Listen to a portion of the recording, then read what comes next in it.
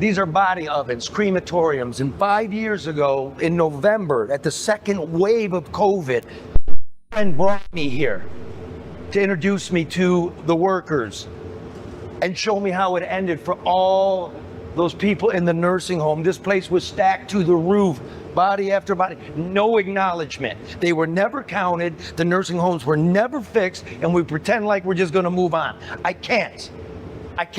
That night, I can't get it out of my head. So I want you to go to theenjoyer.com because it's too much for a video. I want you to read where I'm going with this and how we get justice and recognition and we make end of care life a better place. Whitmer's not gonna run, Nessel's not gonna run, politicians aren't gonna run. We deserve to know. You, whose people, this was their final spot, you deserve to know. I have not forgotten. Joyer.com.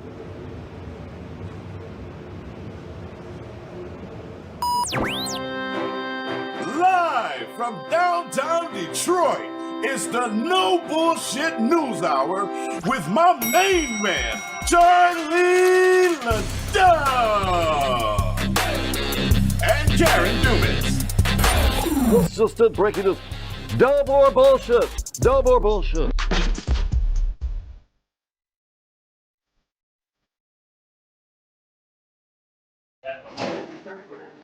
American Coney Island. So good, even Al Roker from the Today Show eats here. Not like that other guy, Al Joker, who eats at Lafayette. So make sure you're a Roker and not a Joker. American Coney Island.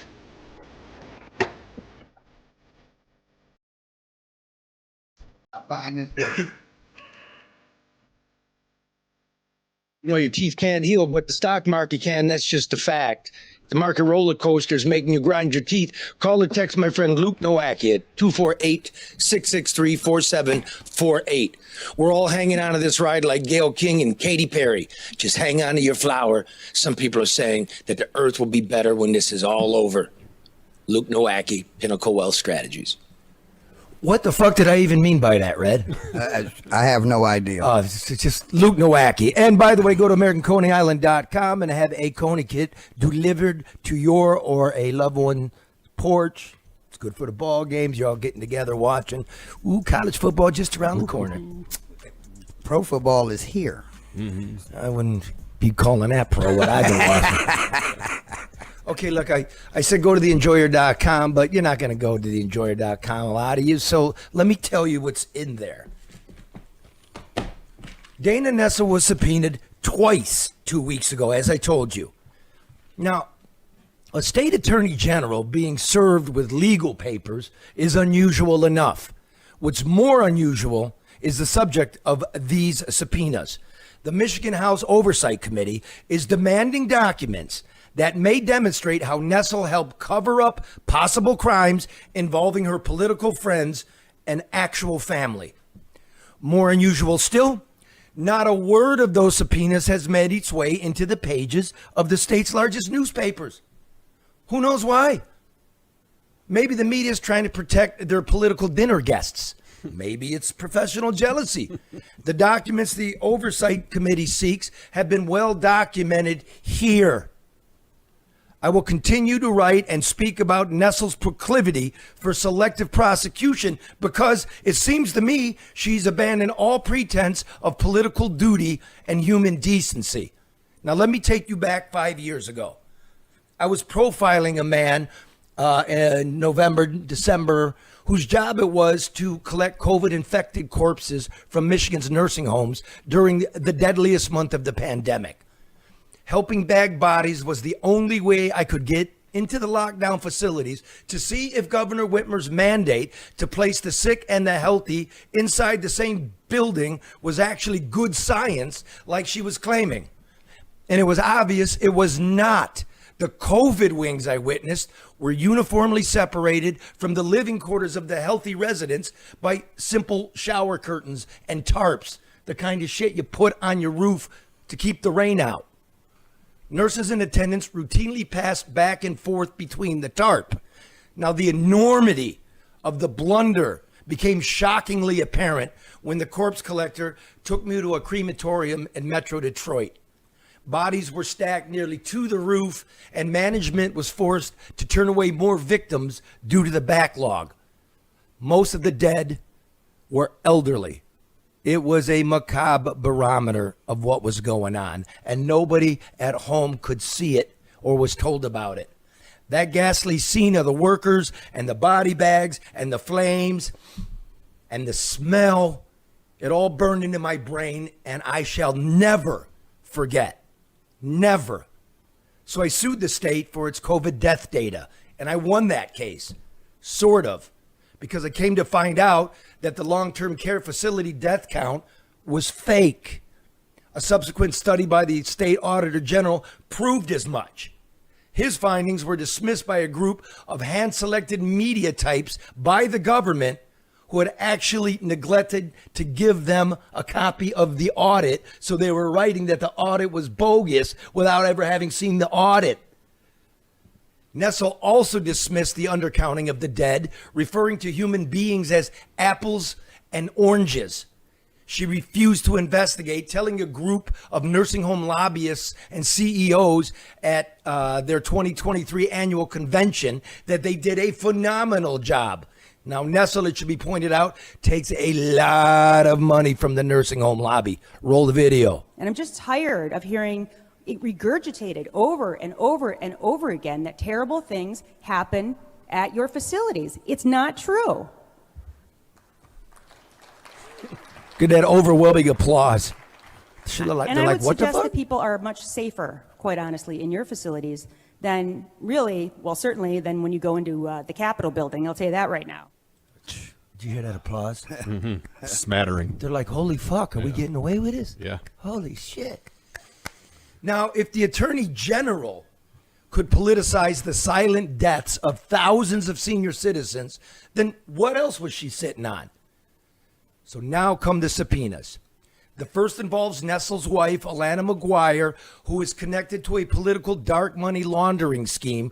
I didn't say that. That's according to a 2023 criminal referral sent to Nessel by Jocelyn Benson, our Secretary of State.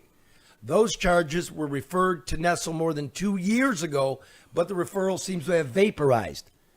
Now the Oversight Committee has unearthed it. Meanwhile, people connected to a conservative Unlock Michigan campaign in 2020 were charged with similar crimes and faced prison time and hefty fines. The media has spilled barrels of ink on the intricacies of this mind-numbing case. And yet, nothing on the Fair and Equal Michigan gay rights campaign, spearheaded by McGuire, the Attorney General's wife, and Richard Zuba, the political pollster who raised money for that campaign. It's curious. The second subpoena involves Nessel's and Whitmer's gal pal, Tracy Kornack, a slip and fall lawyer who moonlighted as the treasurer for the state Democratic Party. Kornack was accused at the very least of attempting to commit insurance fraud in the name of an elderly brain-damaged client of hers. Kornack worked for Nessel's transition team when Nessel was first elected to office. Because of this obvious conflict of interest, Nessel's subordinates drew up what's called an ethical firewall document so that Nessel could not and would not involve herself in her friend's criminal investigation. But Nessel did involve herself, as you know, as one of the smart people that listen to this program. And Kornack was even given parts of the active case file where she was the suspect. The media wrote nothing after I first exposed this or since. Now that the Oversight Committee is seeking those very same documents, more crickets from the media. Let's see where the Oversight Committee takes us, Michigan, because if it can move a political hack like Dana Nessel to the side, then maybe we can get true answers as to what happened in the nursing home to our loved ones, what Whitmer knew, and when she knew it. Then we might actually fix the abysmal state of end-of-life care in this state. So I'm on it, I'll stay on it, and I'll see you next Tuesday. Dum, da, dum, dum.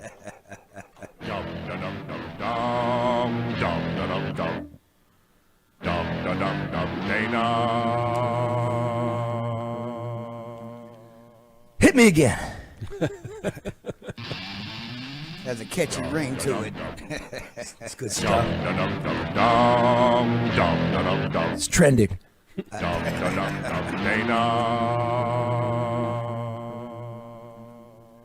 What were you saying? It's amazing to me how the connections keep the cover-ups going, and we never get solutions to the problem, and people just don't seem to realize that. So, You're right, man. And like, I get up, my back is killing me. I don't know why. My crown fell out, Ugh. right? And I'm trying to prep this show here, and I'm like, I don't know, man. People driving up north to go, there goes LeDuff again, and fucking nursing home. This guy, 5 years, this guy with the nursing home. But I can't, dude. You know what I mean? That image, like, I worked so hard to really figure out what was going on, because what a consequential time that we all decided we're going to forget about. And that moment and that Bosch painting, that hell, just, I don't want to say radicalized me, because I'm not a radical. Right. I'm going to be precise. I'm going to be accurate, and I'm going to work. And I got a kid who went from the 8th grade to the 9th grade, a girl. That's a very formative time in your life. Now we're all walking around today like, got to get the kids off the screens. And all we did in their formative years was teach them to be on the screen. get lost in there. Yeah. That's what we did. And why did we do it? Because they locked us in the house and told us it wasn't safe to be outside or around each other and this, that, and the other. In the meantime, they had all our elderly and senior citizens basically suffering in these petri dishes of nursing homes. Yeah. It was like, it became evident to everybody. That's why nobody's talking about, because everybody knows this got old people. And, yes, people with comorbidities, overweight, but majority of 80% was old people, right? And so what was the idea here? Stick them all in the same building, right? And this didn't, like Cuomo did it in New York. That's where Whitmer copied it. He did it for 40 days and stopped it. When the media, the rabid media got on it, and he quit doing it. We did it throughout the pandemic. That's what I was going to say. Maybe I'm a forgiving person, because I understand people are going to make mistakes with a novel virus. Okay. But you got to be a little more agile and responsible in when to change and when to maneuver, and the state simply wasn't. And that's one thing with Cuomo, too. When it was brought to the light, he stood on the business of taking the accountability. I was wrong for whatever reason. Let's cease and desist this right now. And oddly, be done. he paid a bigger price. Yeah. Yeah, he's losing to Mamdani. Yeah. That's what a big that's Andrew Cuomo. That guy's a political titan, that family. Yeah. And you can't even get to be the mayor of New York, because it's not his Boris behavior at work. It was the cover up, allegedly, whatever. I don't know who was doing what in there, but of the old people, and we still don't have a count. We don't have a count. We got to get a count, and we got to know who knew what, right? Because if they knew the depths of this, or the fact that they didn't know the depths of this, it's a crime to me. Yeah. And I'm not giving up. And for those that might be sitting back thinking, well, why is this such a hard hammer issue? Because guess what? We're all going to be old one day, and I doubt if this will be the last time we see some pandemic type situation. So if I'm 70, 80, I would hope we learn from our mistakes, which you can't do if you don't have clarity and transparency of what happened, and be having that fixed by the time I may have to be in there. Well, the good news is you're not making it to 70. Oh, geez, thanks a lot. Yeah, I can see him at age 55 there, sitting on a porch on Grand Boulevard, shitting himself, and nobody there to change it. Damn, I ain't gonna make it out the city at 55. Jesus. But like rough, and I can't know, so don't hold me to this. I'll be honest. But by my rough guesstimate, the data that the state did provide, and Detroit got hit worse than anything, and that makes sense. Oh, yeah. It's the biggest city, right? Yeah, I can tell you, I've personally been in some of the nursing facilities in this city. At one point, I did ambulatory service for people that needed to go to dialysis or doctor's appointments in these places. And I'm going to be honest, some of the places I went into within the city limits, I wouldn't have put my dog in. They were understaffed. They were crammed in, overcrowded, at dark, dim lit. I mean, I ain't gonna name no specific ones, but by my true own account, some of those facilities was already jacked up before the pandemic even came along. What an interesting segue. We didn't even discuss this program Someone can fix it. about rundown facilities and the city turning a blind eye. Let's go back to last night. We had the mayoral primary, so the top 2 vote getters, right, go to the general election in November. And last night it was Mary Sheffield taking 51%. So Mary in the primary got more votes than everybody else combined. Yeah. Now,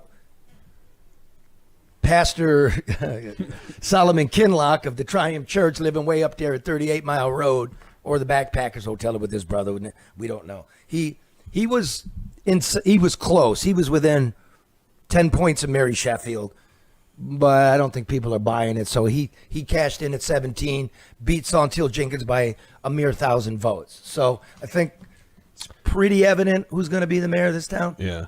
It also shows, I feel, that a lot of Kinlock's flock and constituents in his churches don't really live in Detroit. They go to church in Detroit. Well, that's perfect, because neither does he. Right. They all commute to service on Sundays. Yeah, they get on the charter bus and go vote at their local polling station next to the German Backpacker Hotel near the garbage chute. The fuck are you fooling? Man, I tell you, they say you voted, didn't you? Yeah. They say only 18% turned out yesterday. Wow. And, you know. Do you believe that number? I'm always skeptical. Okay, Detroit's population, whatever they're doing and playing with numbers. Okay, it's 650,000, so there's 450,000 adults of varying degrees of citizenship. Like that's either you are or you aren't, et cetera, et cetera. Right. And we have over 500,000 people registered to vote.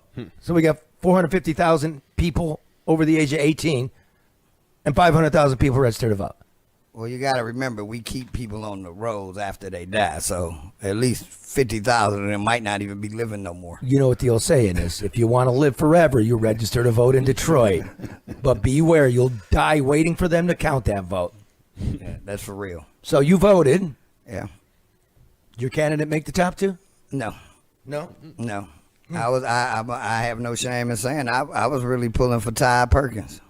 So you pulled the lever for Ty Perkins. I sure did. So why are you disappointed here, man, real quick? Real quick, I'm going to be honest. I don't need a cult leader or generational entitlement in the office. We need more than prayer and entitlement to fix what's going on in the city of Detroit, in my opinion. Now, who's to say what's going to happen with whoever gets in there? But from what I'm seeing as a citizen here, I don't see either one of these people bringing what Detroit really needs right now. And we need a smart person that knows law as well as business and has connections in these places of legislation.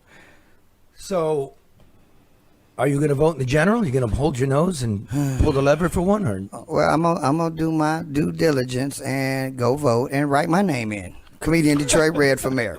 I'm coming for you. That'll be one vote, which is bigger than the crowd you pull at the nightclub. Hey, that's okay. They still scared of COVID. That's why they're not coming out. Yeah. Keep telling yourself that. Sure. That's right. Well, you know, whoever is the mayor has serious troubles on the horizon. I'm just driving down Woodward to the show today, and it was a boulevard of homeless, hookers, and the hungry. Hey, Claude, there was the line for the food was long. You can't believe it's America, right? Then you get to the McNichols and 6 Mile and Woodward, and there they are turning into tricks at 8 in the morning. It's like, wow. And Duggan left the city broke. I'm telling you. There's a reason he's getting gone. What I see is whoever it is coming to sit on a seat that has no foundation. Because with no money, you can't fix no problems. And even if you're going to get revenue back into the city, that takes negotiation and time. And this city really don't have that left, in my opinion. There's nothing left. The resources are gone. They've traded off majority of the things that could bring revenue. We have no political pool or play really nowhere. And we broke.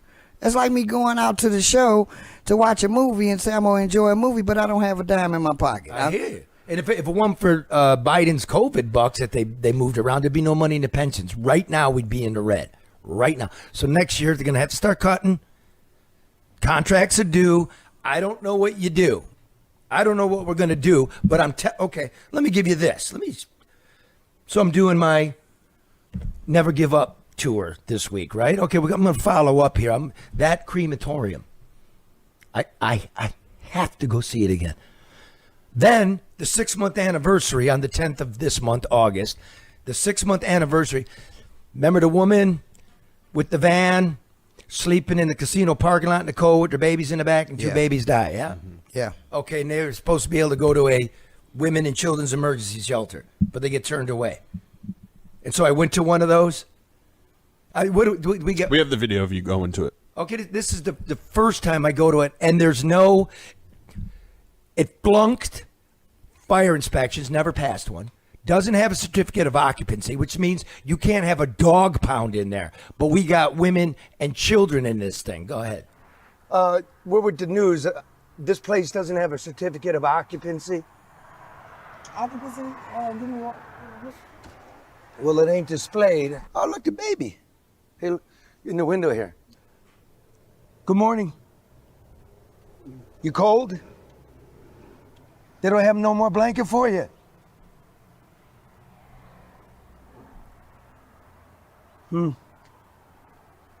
On the floor. Well, at least it's warm. There's a baby on the floor.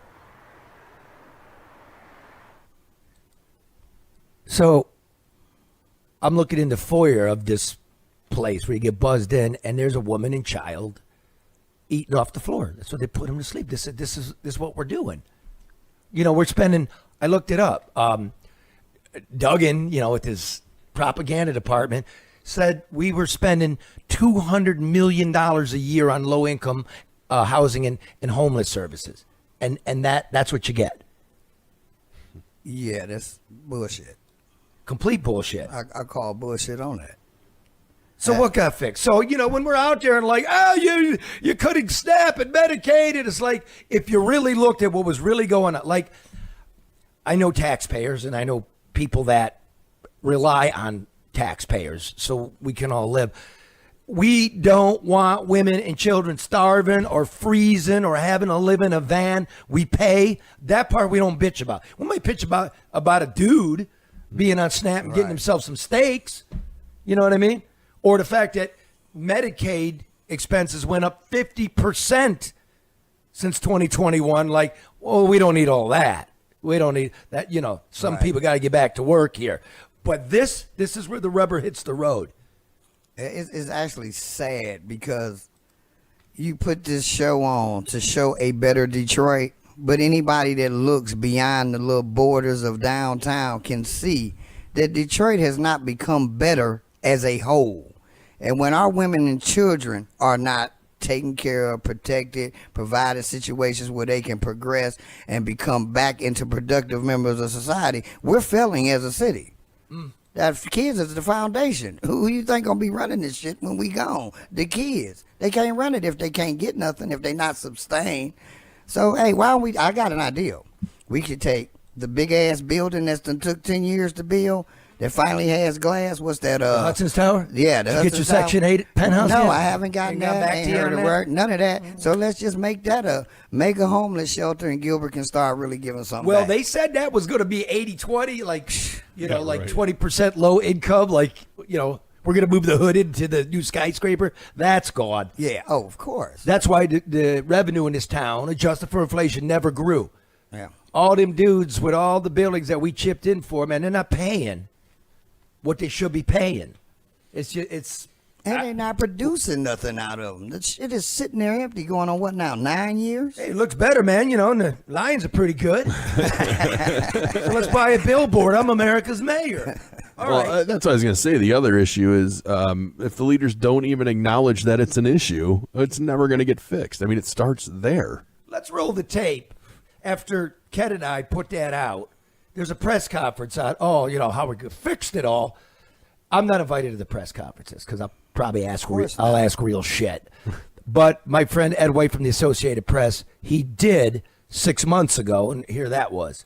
Charlie LeDuff had posted video outside of a women's and children's shelter, said it was not authorized for occupation. He showed a child on the floor. Can someone address that? It's a bunch of nonsense.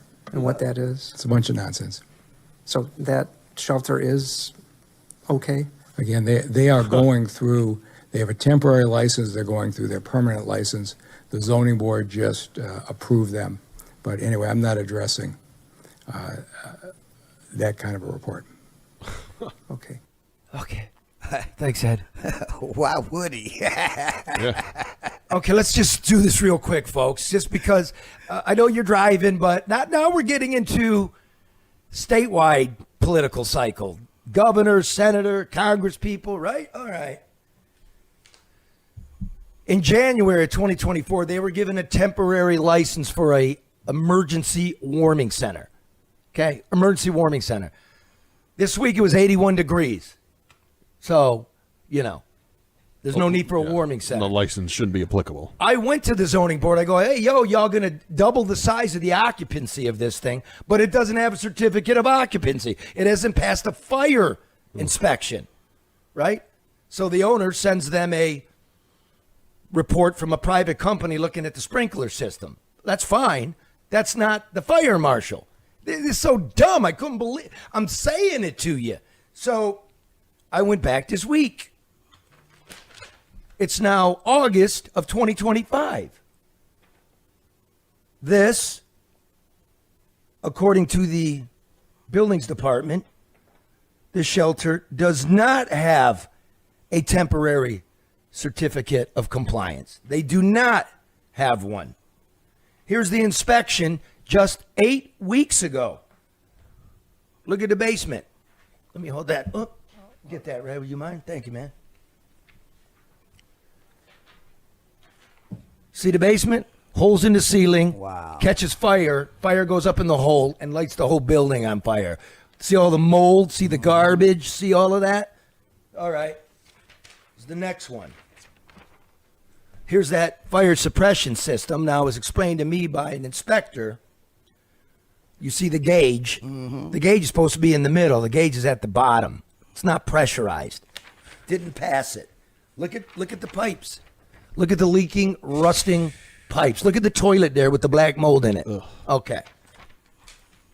Look at the black mold on the ceiling in one of the rooms. Look at that. That's where children sleep. Here's another hole in the ceiling where fire would run up there and burn the whole place down. Okay? Here's another view of the pipes and the holes in the ceiling. Here's another one. Jesus. Here's another one, the shower area with the black mold in it. Here's the busted toilets in the room. How do you go to the bathroom when you're a baby when the sink's covered too? It's covered with plastic. Mm-hmm. How do you wash your hands? Here's another one. Black mold in a broken toilet. Here's another one. Seeping pipes. Can't have that. Here's the broken elevator they keep saying they're always fixing, right? According to the report, let's see, this is 6.5. Let's go here. Fix these emergency violations now. Clean and sanitize all the walls and the ceiling. Secure the required annual certificate of compliance. Fix the elevator. Fix the damage, stain, and foreign substances on the ceilings and the floors. Remove garbage from obstructed pathways. Install maintenance of plumbing fixtures. Submit a copy of the required fire alarm test report. Jeez. I could go on. Bathtubs, drinking fountains, lavatories, showers, sinks, toilets, water clogs. Oh, come on. I mean, looking at them conditions, to be quite honest, you could kind of see why a parent might not want to take their child in there, even in the worst conditions. It's damn near more dangerous to be in there than it is just to be out here, unfortunately, not in the van situation, but sleeping out of your car. And then when you call to get into this dump, you get turned away. And Hundreds of millions of federal dollars a year are flowing in here. I just want y'all to know that you got to keep track of what's real. Forget the partisan shit. Right. And call me whatever you want. But so I went there, check up on it because I care. And man, there's a lady hollering at me. Got 4 kids hollering at me out of the window. How are you? I'm good. How's it in there? Terrible. Terrible? Tell me how, because I need to get it fixed for you. Food, water, gas. There's no food, water, bathroom. certificate of occupancy hanging on the wall either. Isn't it? No certificate of occupancy here. Yeah, fire inspections, all of that. Come on top. Huh? Okay. I might have to find another place to stay after. Then we won't do that to you. I'll blur your face. Huh? I'll blur your face. We don't want to get you thrown out. Okay, pause. Okay. You throw her out, you'll fire me out of your ass, motherfucker. Right? That is ridiculous. It's deplorable to even see that this is what you think of our mothers and their children. Mothers are the foundation of civilization. I think so too. Our children are the future of the civilization that we're trying to produce. You're telling me you give a damn more about a Riverwalk Conservancy, some skyscrapers downtown, than actual human beings that could grow up to potentially fix some of the bullshit and problems. And as a man sitting here watching that, I am very disgusted at the fact that you have basically just turned a blind eye to this group of individuals who are the most vulnerable in our society. So, Mary Sheffield, Solomon Kinloch, this is why the people are angry when we held a mayor's forum. This is why people were worked up. Yes. Because this is what people have. There's enough. Well, there's not enough, but there could be a more equitable share about what we're doing. And if you just look, that's nonsense. Go fuck yourself, dude. Go fuck yourself. There's no way. I will be all on that governor's race. No way. Yeah, and is he still running? Yeah. I don't know why. There was a speculation that Benson's running such a bad campaign that the Democrats would take Duggan back just to win. No. I talked to some players. Maybe we'll get him on the program. No way. They got a hard on for him now, man. That's yeah, he's done too much. It's a step too far in what he really hasn't produced. And he's lied about majority of the things he's produced. Nobody's benefited from Duggan for real being in office the last 9 years, but him and his buddies. We got to admit the place looks better. Downtown. It looks better, but again, it's drywall and tax cuts. There ain't nobody in there. No. Right? No. Right, kid? We were driving down. We're like, let's look at the commercial strip. Holy shit, it's empty. Yeah. Cheap loans, tax abatements, and, restaurants are closing down. Everybody knows what time it is. Oh, yeah. They look here. All you got to do is see that food line that me and my daughter saw today. Right, And you're like, right. whoa. That's one I never restaurant seen a won't food close. line on Woodward. Yeah. I have. That's not true. Yeah. It's a lot of people don't know, yes, our downtown looks beautiful because I get this all the time. It has come back as far as what it looks like, but I'm down here 5 days out the week, and it is nothing like it looks. There's not a populace of people walking around on a Monday through Friday basis. It's not busy. It's not shoulder to shit. It was more people down here when downtown was raggedy. That's true. And how about your neighborhood? My neighborhood ain't really no better, even though they try. They do some things, but the little Band-Aids don't fix the major cuts. It just doesn't. We are so behind the 8 ball in this city with the neighborhoods that may take another 20 years to get them anywhere near to look like what they done made downtown look like in 10. And the only way they were able to do that is somebody, not going to say nobody's name, gave away a lot. Okay, so there's that. Not forgetting you. Let's hear a word from XG Service Group, and then we'll come back and we'll do a little national news. We do news nationally if it affects you, right? So let's get to a little national news. Well, when it rains, the power goes out, and when the power goes out, the internet goes out. When the internet goes out, I call my friend Matt and Bernie at XG Service Group. Look at Bernie here on his hands and knees, giving it everything he's got. Look at that man crack. So busy. He forgot to wear a belt. There's Matt right there getting the board together. That's 734-245-4100 if you need Matt and Bernie to come take care of your voice over internet, your security cameras, off-campus access control, Wi-Fi, and cameras for homes and business. They'll design it for you. You got restaurants, they do drive-through systems, railroad cameras for public safety, total wireless camera systems for your home and business. Yeah, that's right. Call XG Services at 734-245-4100. What's national in the news? You didn't make nothing up for that? Do you want the sounder? Yeah.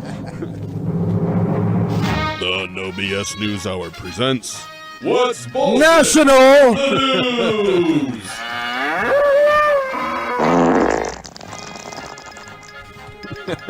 Well, you know, all the Democrats in the Texas legislature ran away because the Republicans, who now have the majority, well, they have for forever, want to redistrict the congressional seats to more reflect the voting populace of Texas. And that's the constitutional requirement of any legislative body, state or federally, that you will draw voting lines, right? So now the Democrats are running away to preserve democracy by not fulfilling their democratic duty. I said duty. Did you notice that? It's duty in the news. You notice that? Okay, so what's this got to do with there you go. What's this got to do with Michigan? We had the same problem here. Illinois has the same problem. California, New York, it's everywhere, right? Those are like Illinois, New York, California are locked down Democratic states where the populace votes anywhere from 40 to 45% Republican. And yet there aren't 40 to 45% Republican seats in these states. They all do this bullshit.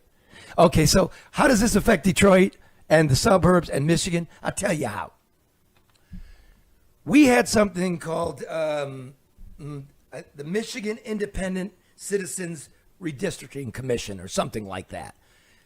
We voted it in. We took the power out of from the political parties, and we will have an independent board decide for us. So ostensibly, this board had 5 Republicans, 5 Democrats, and 5 independents. But if you go online and you look at the commissioner, who's a political independent, why did she have a pink streak through the front of her hair?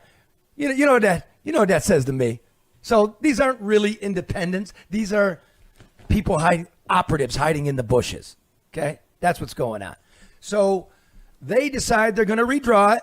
It's going to be on the up and up. And I got a map up here, ladies and gentlemen. That's how Metro Detroit's what is this one? The House. This is the House, yeah. and Senate. So if you look at it, it's not coherent by geography. You see 8 Mile Road going through the top there, Red? Mm-hmm. Yeah. Okay. Now look at like say the 8th, like where I live.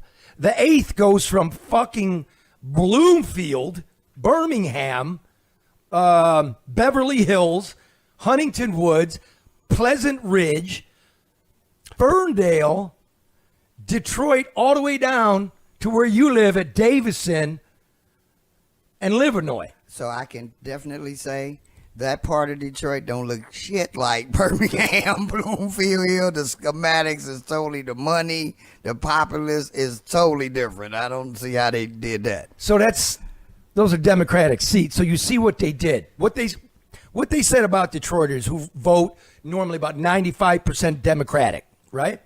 They call them wasted votes. Wasted votes. Wow. Because there's so many votes there, they're just being wasted. Black votes being wasted on black representation. Like, we can mix those with white districts, right? So it'll be minority black. That sections that used to be majority black. And they'll stretch it all the way to Bloomfield.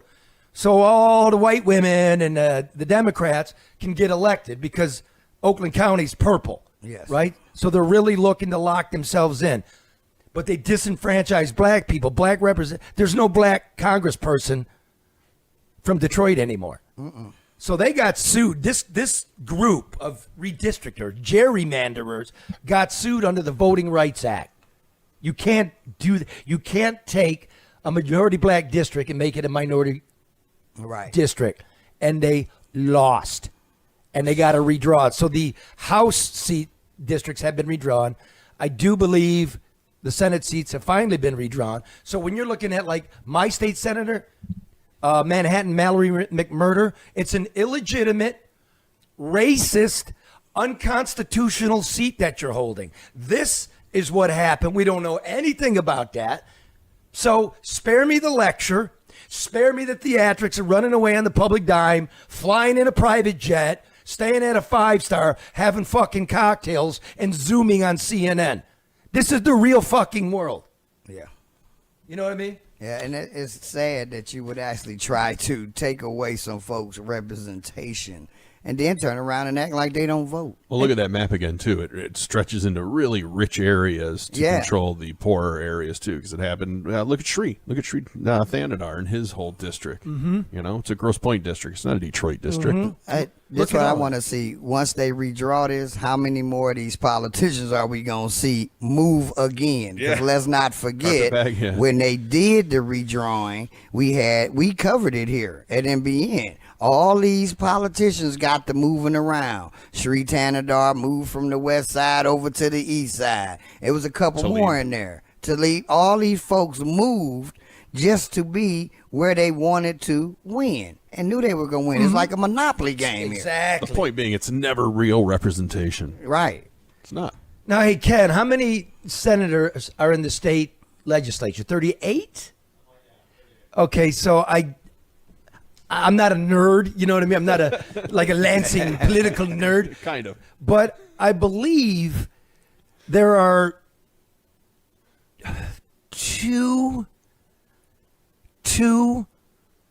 senators in the state legislature from Detroit. That's insane. One is Asian, one is black. Okay, Detroit's population, 650,000. The state is 10 million, so it's at least like one out of every 20. I guess that's fair representation for Detroit. You got. I'm gonna be honest. I've never seen an Asian live in Detroit. Do business in Detroit, yes, but I've never seen an Asian family, east to west, living in Detroit. My whole 50 years. You know, Arabs would be considered Asian. That's part of Asia, isn't it? Yeah. No, but isn't like the Middle East part of Asia? Yes, geographically it is. Yeah. What about Indians and Pakistanis? Again, I have never seen Bensu Lau and his family living in Detroit. I'm sorry. I don't even know who Bensu Lau is. I made that up. But I'm just saying, I have never, ever seen an Asian family or region or district in Detroit. So who is the Asian guy up there representing? Ben Sulau, huh? Benny So Long is. That's his Anglican name. All right, so that's the way it goes. Come on, let's move forward and get some shit fixed. Now, the Russia hoax. We have to address the Russia hoax because this has just got to be meaningful to everybody. Stop with the bullshit like this has been it hasn't been adjudicated. Well, the Republicans under Marco Rubio looked into that and found that, yes, there was Russian collusion. You want to know why? Because Marco Rubio and the House Intelligence Committee was lied to. Stuff was left out, and it's coming out now. Remember the Durham report? Yep. Well, there was the annex, the classified annex, that somehow there's no record of it, but they found it in a locked room and a burn bag. We're going to burn this motherfucker. Why does the Russian hoax matter? Well, I'm going to get to January. There were 2 January 6th, okay? And let's stop fooling ourselves as to what happened. This goes to the core of what America is, how we're represented, that we the people are in charge of the government, not the government fucking hoodwinking us and manipulating us, right? Okay, right. So in 2016, the intelligence community intercepted Russian intelligence to Vladimir Putin, just like our president gets the presidential daily briefing. Putin also gets one, okay? So the FBI intercepted, through the Soros Foundation, memoranda that Clinton was planning a Russian smear, a fake Russian job, to deflect from her email scandal. And she destroyed a bunch of emails. I won't get into what I think those are. It's important to say that the Federal Election Commission, the Clinton campaign themselves, the DNC, admitted that they paid for the fake Steele dossier, right? The former British intelligence agent that, through intermediaries, put this, like, Russian hookers are pissing on Trump in the penthouse of a Moscow hotel and shit. I still believe that one. But it was made up. Right. It was totally debunked. The FBI, according to the Durham report, right, the special prosecutor looking into it, one side of the FBI knew it was hers because the president was briefed on it. When they were investigating the Trump campaign and got their warrants, the other side of the FBI wasn't told that it was Clinton's. You follow me so far, Mark? Because I know you guys discuss it. So one side of the FBI knows it came from Clinton. The other side was never told, the ones investigating. The FBI, I'm going to find it here. The FBI later says in this classified dossier that they thought the intercepts were Russian disinformation, but the CIA did not. Okay, so let me see here. Page 22 and 23 of this annex.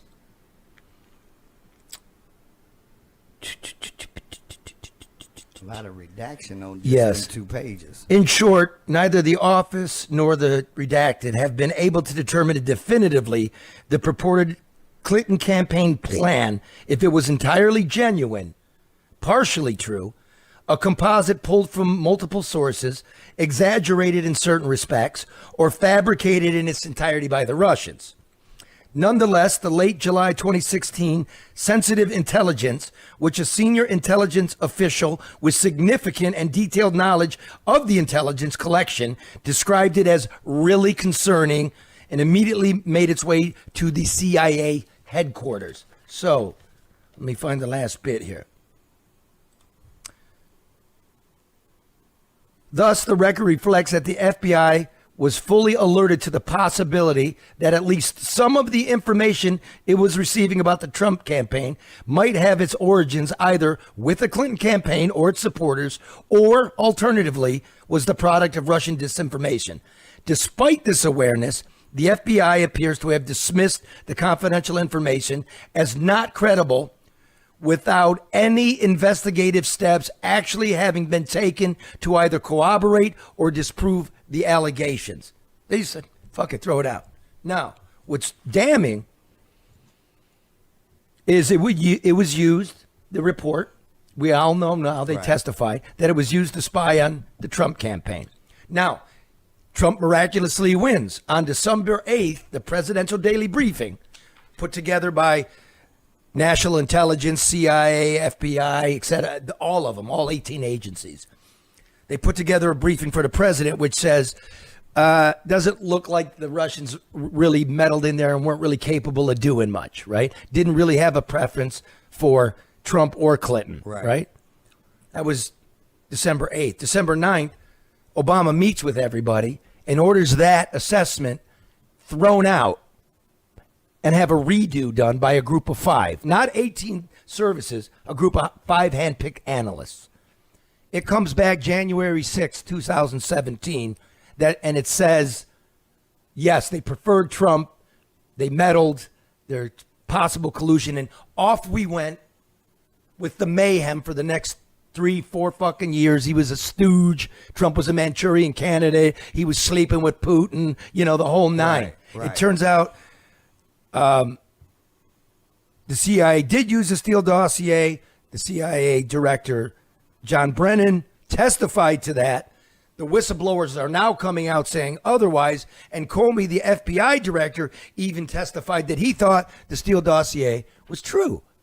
So what I'm smelling is we got to keep going, because the difference between January 6, 2017 and January 6, 2020 was January 6, 2020 could have been prevented with some cops in the National Guard, right, and kick them baboons' asses off the Capitol steps, get the fuck out, make some arrests, right? Physical Shoot, enforcement. crowd control. Right. Like I said, that's just a bunch of goofballs going nuts. Angry, rightly so, right? That could have been controlled. The January 6th from 3 years earlier was treason. It was sedition. That's Mark. What's your opinion on it? I know you don't agree with me. I don't necessarily agree with you. Okay, tell me what? Well, because I do think there was meddling. Trump admitted there was meddling. I think the meddling tended to be through social media and manipulation, as they did with Crimea and Ukraine in 2013. You just said nothing. First of all, Okay, well. let me just take that point by point. There was social media meddling, right? Yeah, no. Okay, CNN and MSNBC did more to fuck with people's minds than any Facebook post. True, be it as it may, yeah. Okay, and it's well documented that it was not thousands of social media posts, and almost none of this could be attributed back to Russia. So give me your next one. Well, I mean, the meeting in Trump Tower over the Magnitsky Act. Okay, we go like this. There was a meeting in Trump Tower. Let me finish that thought. I don't necessarily think they knew that what they were doing was illegal there. Well, let's just make sure we know what you're talking about. Sure. So Don Jr.'s meeting with some Ukrainian people that, might have some information and shit, right? Mm-hmm. Okay, true enough. I know politics. It's called opposition research. You got some smoke? You got some shit to give me? Give it to me. Okay, fine. Is that I'm in bed and colluding with the Kremlin? No. What's next? Neither is asking for the emails, to have them put it out. What's next? What do you mean? What next? Because these don't rise to any. Oh, I didn't say they do. I don't know. I think Russia did have a little bit of influence. Now, did it raise to the levels that the Democrats thought it did? No. Paul Manafort? Because Paul Manafort went to prison for not registered as a foreign lobbyist, lying on his tax returns. It wasn't like I'm funneling information to the Kremlin. Was he showing polling data to a Ukrainian? Yeah, okay. Yeah. So I'm looking at what we went through, and I'm looking at the Steele dossier. I'm looking at changing the daily briefings in the intelligence, and I'm sorry, man.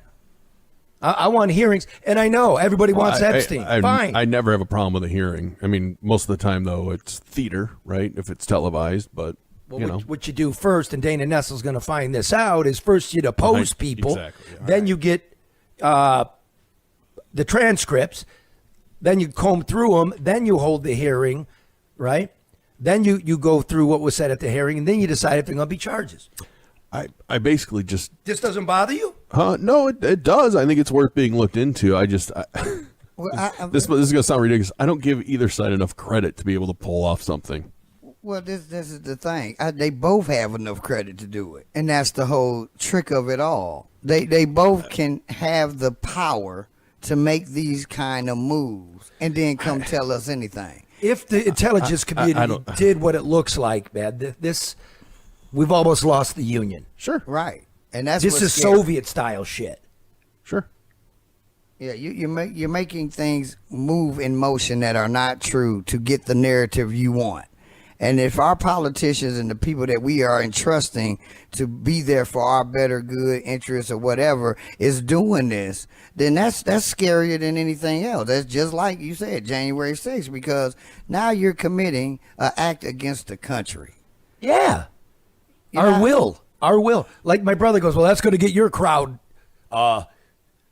steamed up, right? All the nursing home stuff. And I go, my crowd? I go, what crowd? What, the MAGA crowd? And I go, that's your crowd. That's where you go. I go, maybe I'm the only Democrat. Maybe I'm the only liberal that they can even stomach, because I think, the crowd here, the family, the listeners, and the consumers, no, I ain't no right-wing whack job. I just balls and strikes. And I worked at the New York Times, and there's no fucking way that my one source guy at the FBI is going to hand me a piece of fucking paper and I'm going straight for a Pulitzer with it. I would never do that. And if I did get fooled, and They're pretty clever, these spooks. You know what I mean? I would admit it. I would, if they tricked me, I would lay it out for my readers how they tricked me. Right. And take the accountability. That'd be just a good read. Right. That's good clickbait. And if you lied to me, then all bets are off on your anonymity, man, because you came to me anonymously with the truth. And if it wasn't the truth, then the deal's off. Basically, you gave me a lie I didn't even ask for. We go back to the beginning of the program. Like, you all took Whitmer's word for this science and data. I never did. I'm going in that fucking nursing home one way or the other. You know what I mean? Yeah. I don't know if I believe this. I'm not taking it. Again, for me, it's like, quit lying to us. We adults. Tell us what it is. Let it be what it's going to be. When you get the line, you're lying because you're trying to protect something. In the case of these politicians, all you're protecting is your interest. You're not protecting mine. You're not protecting the people. You're lying to me to protect whatever it is you hold in dear and sacred. Whether it's that extra envelope of cash, whether it's them favors, whether it's whatever. Money. It's always money. It's always money. Root of all evil. So I will, look, I haven't drawn a conclusion, but I gave you a few. I read all this shit. Mm-hmm. I gave you a few crumbs through the forest that need to be followed. I didn't say I arrived at a conclusion. And I don't dismiss it, but I'm not going to buy it hook and sinker. No, I'm not doing that either, dude. I'm open mind here, but I know that I kept an open mind through the Russia investigation all the way to the conclusion of Mueller's report. There was nothing there, really. Right? There's really nothing there. So now that I'm seeing this, just keep an open mind. Yeah, you have to, because even in the Do you think the Biden family benefited from foreign payoffs? Of course. You do? Yes. Okay. You who live over there at Davidson and Livernois. Yeah. I believe it too. Do you believe it? Yes, I do. But yeah. What was I told for years? I believe Hoax. I believe pretty much almost every administration's family benefits, though. Why do you think Hillary Clinton? I feel terrible because it's such a cynical way to look at everything. Yeah, but now we got to see it. Yeah.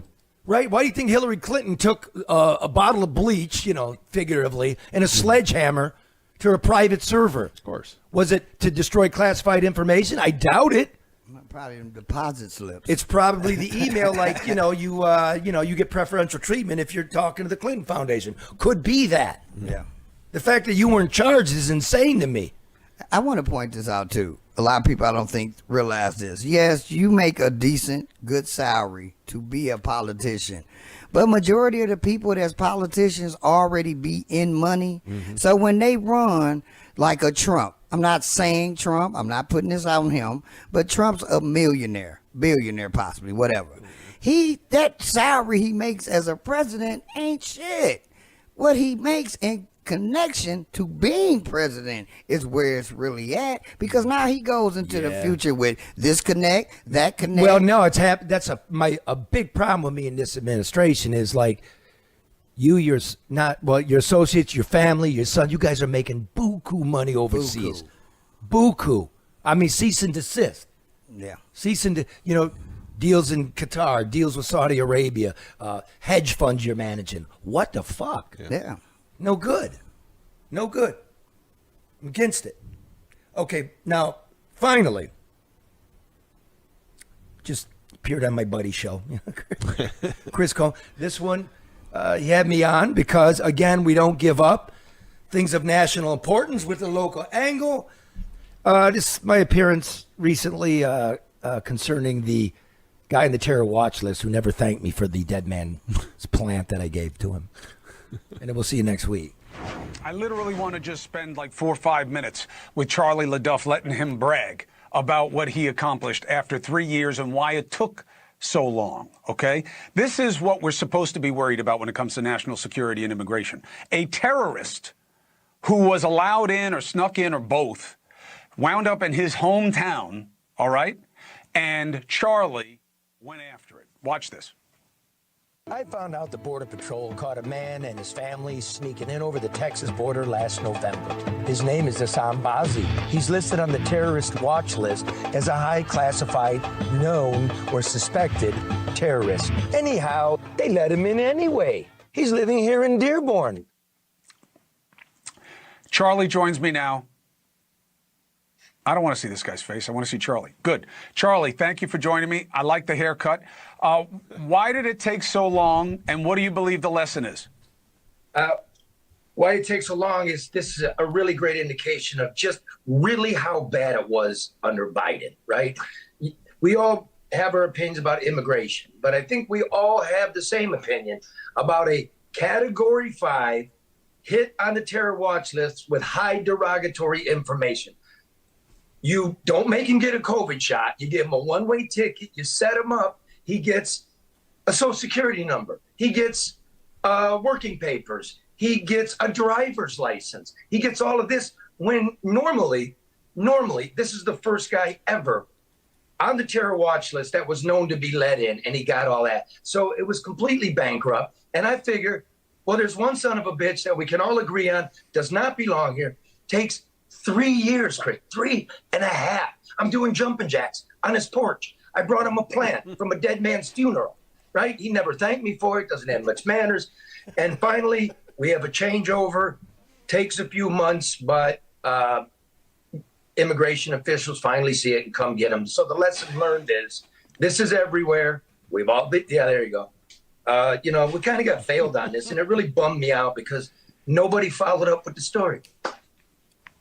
Why did they let him in? Because they were letting everyone in. He was the first one that was let in that we knew of. Since then, we now know 98 people on the terror watch list were let in. Before, it used to be you're detained, you're interrogated, and then you are deported.